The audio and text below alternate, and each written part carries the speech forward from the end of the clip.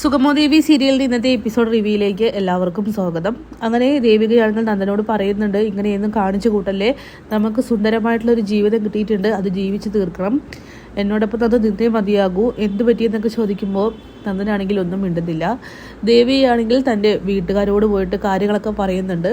എത്രയും പെട്ടെന്നൊരു ജോത്സ്യനെ കണ്ട് ഇതിന് പ്രശ്നപരിഹാരം ഉണ്ടാക്കണമെന്നൊക്കെ പറയുമ്പോൾ പണ്ടത്തെ ആളുകളെപ്പോലെ സംസാരിക്കല്ലേ, കുറച്ച് ബുദ്ധിയുള്ള കൂട്ടത്തിലല്ലേ ചേച്ചി, മാത്രമല്ല ഒരു MLA ആണ്, ജനങ്ങളുടെ പ്രതിനിധിയാണ്, അതുകൊണ്ട് എത്രയും പെട്ടെന്ന് നന്ദേട്ടനെ ഒരു ഡോക്ടറെയാണ് കാണിക്കേണ്ടത്, ഇത് ഒരു മെൻ്റൽ ഡിപ്രഷനാണെന്നും അല്ലാതെ ജോത്സ്യരെ കണ്ട് അന്ധവിശ്വാസത്തിൽ വീഴരുതെന്നൊക്കെ പറയുമ്പോൾ നീ എന്നെ സോഷ്യലും മറ്റും പഠിപ്പിക്കണ്ട, എനിക്കറിയാമെന്ന് പറഞ്ഞുകൊണ്ട് ദേവികയാണെങ്കിൽ ഒരു തീരുമാനം എടുക്കുകയാണ്. അതായത് നന്ദന് വേണ്ടി ഒരു പൂജ ഉണ്ടാക്കുക എന്നും. കുടുംബങ്ങളെല്ലാവരും തന്നെ പങ്കെടുക്കുന്നുണ്ട്. അതായത് നമ്മുടെ ഗിരീഷ് രജനിക്കൊപ്പം വരികയാണ്. പക്ഷെ ഗിരി പറയുന്നുണ്ട്, എനിക്ക് ഇതിലൊന്നും വിശ്വാസമില്ല, അതുകൊണ്ട് നീ ഒറ്റയ്ക്ക് പോയാൽ മതി എന്ന് പറയുമ്പോൾ ഇതിൽ പങ്കെടുത്തേ മതിയോളൂ എന്ന് പറഞ്ഞുകൊണ്ട് ഗിരീഷിനെയും കൂട്ടിയിട്ട് രജനിയാണെങ്കിൽ ചന്ദ്രോത്ത് എത്തുകയാണ്. അങ്ങനെ ആ പൂജാരി എടുത്ത വായിക്ക് പറയുന്നുണ്ട്, ഇവിടെ ഒരു ദുർമരണം സംഭവിച്ചിട്ടുണ്ടെന്ന്. പെട്ടെന്ന് ഭാർഗവിയുടെ വായിൽ നിന്നും മീര എന്ന് വരുമ്പോൾ തന്നെ അയാളാണെങ്കിൽ രക്ഷപ്പെടുകയാണ്. കാരണം മീര എന്നുള്ളൊരു കുട്ടി ഇവിടെ മരിച്ചിട്ടുണ്ടല്ലേ എന്ന് ചോദിക്കുന്നു. ആ കുട്ടിയുടെ ആത്മാവ് പോയിട്ടില്ല എന്നും നന്ദനുമായിട്ട് ആ കുട്ടിക്ക് എന്താ ബന്ധമെന്നൊക്കെ പൂജാരി ചോദിച്ചറിയണം. വിവാഹം കഴിക്കാൻ ആഗ്രഹിച്ച പെൺകുട്ടിയാണെന്ന് പറയുമ്പോൾ ആ പെൺകുട്ടിയാണ് ഇപ്പോൾ നന്ദനെ ശല്യം ചെയ്തുകൊണ്ടിരിക്കുന്നതെന്നൊക്കെ പറയുന്നുണ്ട്. ഇത് കേട്ട് ഗിരീഷിനടുത്ത് സഹിക്കാൻ കഴിയുന്നില്ല. സിദ്ധാർത്ഥിനോട് പറയുന്നുണ്ട്, അത് കുറച്ച് ഓവറല്ലേ സാറേ, ഇതിൻ്റെയൊക്കെ ആവശ്യമുണ്ടോയെന്ന്. ഒരു സമാധാനത്തിന് വേണ്ടിയിട്ടല്ലേ ഇത് നടന്നോട്ടെ എന്നിങ്ങനെ സിദ്ധവും പറയുന്നു. എന്തായാലും ആ പൂജാരി പറയുന്നുണ്ട് നന്ദനെ പോയി വിളിച്ചിട്ട് വരാനായിട്ട്. ദേവികയാണെങ്കിൽ പേടിച്ച് നന്ദനെ വിളിക്കാനായിട്ട് പോകുന്നുണ്ട്. ഒരു ജപവെള്ളമൊക്കെ കൊടുക്കുകയാണ്. വന്നില്ലെങ്കിൽ അത് തെളിച്ച് കൊണ്ടുവരാനായിട്ട് പറയുകയാണ്. ദേവി വിളിക്കുന്ന സമയത്ത് നന്ദൻ പറയുകയാണ്, ഞാൻ വരുന്നില്ല, അവിടെ പൂജയും കാര്യങ്ങളൊക്കെ നടക്കുകയല്ലേ, നടത്തിക്കോളൂ, പക്ഷേ എന്നെ വിളിക്കട്ടെ എന്നൊക്കെ പറയുമ്പോൾ ദേവി പെട്ടെന്ന് തന്നെ ആ വെള്ളം എടുത്ത് നന്ദൻ്റെ മുഖത്തേക്ക് തെളിക്കുകയാണ്. ദേഷ്യത്തോടെ നന്ദനാവട്ടെ അവളെ തല്ലാനായിട്ട് പോകുന്നുണ്ട്. എന്തായാലും പൊട്ടിക്കരയുന്ന ദേവികയെ ചേർത്ത് പിടിച്ചുകൊണ്ട് നന്ദൻ അതിന് സമ്മതിക്കുകയാണ്. അങ്ങനെ ദേവി വരാൻ വഴുകുന്നത് കൊണ്ട് തന്നെ പ്രഭാവതിയും മുകളിലേക്ക് വരികയാണ്.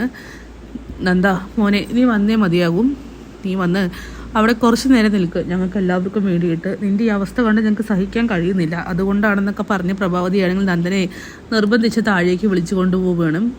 അങ്ങനെ ആ പൂജാരിയാണെങ്കിൽ നന്ദനോട് ചോദിക്കുന്നുണ്ട്, ദുർമരണം അത് സംഭവിച്ചില്ലേ എന്ന് ചോദിക്കുമ്പോൾ നന്ദനാണെങ്കിൽ ആകെ ഷോക്കാവുന്നു. അയാൾ എല്ലാ സത്യങ്ങളും മനസ്സിലാക്കിയിട്ടുണ്ടോ എന്നിങ്ങനെ നന്ദൻ ചിന്തിക്കുകയാണ്. കാരണം നന്ദൻ അറിയില്ലല്ലോ അയാൾ ഉദ്ദേശിക്കുന്നത് മീരയാണെന്ന്.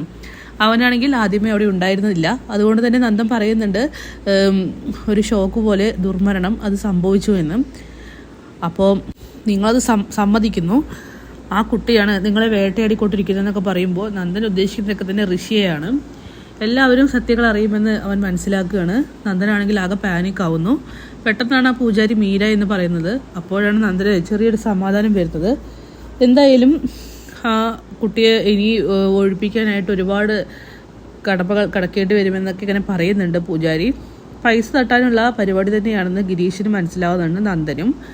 എന്തായാലും ഈ സമയം നമ്മുടെ ത്യാഗരാജനാണെങ്കിൽ ചന്ദ്രമതിയുമായിട്ട് സംസാരിക്കുകയാണ്. ചന്ദ്രോത്ത് വീട്ടിലൊരു പൂജയൊക്കെ നടക്കുന്നുണ്ട്. നമ്മുടെ മീരമോളാണ് അതിനൊക്കെ കാരണമെന്നാണ് പറയുന്നത്. നന്ദൻ്റെ ഈ അവസ്ഥയ്ക്ക് മീരയാണ് കാരണക്കാരി എന്ന് പറയുന്നു. ഇത് കേൾക്കുമ്പോൾ ചന്ദ്രമതി പറയുന്നുണ്ട്, ഒരിക്കലും ആയിരിക്കില്ല, ഇതൊക്കെ വെറും അന്ധവിശ്വാസമാണ്, എൻ്റെ മോൾ അങ്ങനെ ആരെയും ഉപദ്രവിക്കാൻ വരില്ല എന്നൊക്കെ പറയുന്നുണ്ട്. അങ്ങനെ ഋഷിയെക്കുറിച്ചൊക്കെ തന്നെ ചന്ദ്രമതി ചോദിക്കുമ്പോൾ ത്യാഗരാജനാണെങ്കിൽ ആകെ പേടിച്ച് ഭയക്കുന്നത് പോലെയൊക്കെ തോന്നുകയാണ് ചന്ദ്രമതിക്ക്. നീ എന്തിനാ അവനെക്കുറിച്ച് ചോദിക്കുമ്പോൾ പേടിക്കുന്നതെന്നൊക്കെ ചന്ദ്രമതിയും ചോദിക്കുന്നുണ്ട്. എന്തായാലും ചന്ദ്രമതി പറയുകയാണ്, ചന്ദ്രോത്ത് വീട്ടിന് എന്തോ ഒരു ബുദ്ധിമുട്ടുകളുണ്ട്, അതുകൊണ്ടാണ് എപ്പോഴും ഇങ്ങനെ ഓരോരോ അവസ്ഥകൾ അവർക്ക് വന്നുകൊണ്ടിരിക്കുന്നതെന്നൊക്കെ. അങ്ങനെ ഋഷിയുടെ മരണത്തിൽ നന്ദനാവട്ടെ കൂടുതൽ ഡിപ്രഷനിലേക്ക് പോയിക്കൊണ്ടിരിക്കുകയാണ്. അപ്പോൾ കാത്തിരിക്കാം കിടിലൻ എപ്പിസോഡ്സിനായിട്ട്. Bye bye.